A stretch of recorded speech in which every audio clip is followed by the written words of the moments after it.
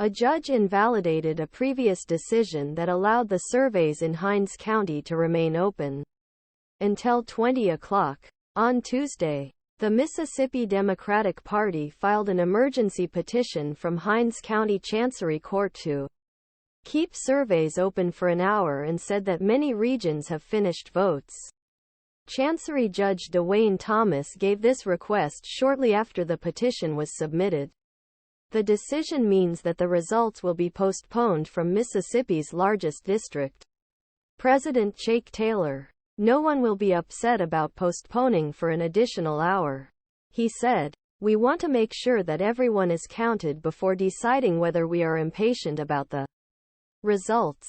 Voters in Hinds County give WLBT information about the problems in most of the day. Most of these problems were caused by those who escaped or low from the district's vote. Hinds District Election Commissioner Shirley Varnado said that the district was exhausted because of WLBT's high voter participation.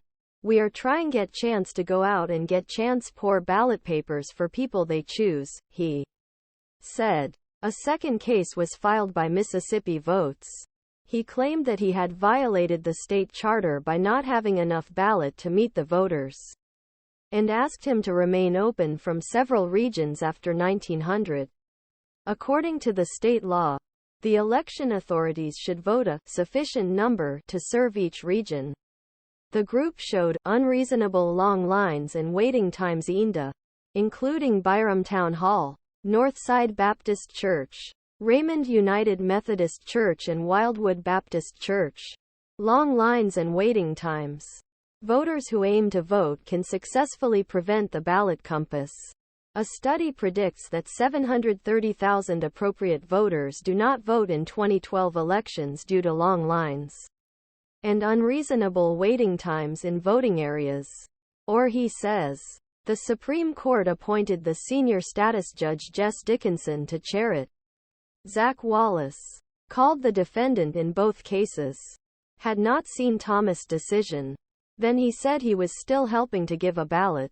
Hinds District Manager Kenny Wayne Jones said that Supervisors Board had gone above and beyond, and accused Election Commission for complications of Tuesday to ensure that 2023 election was successful.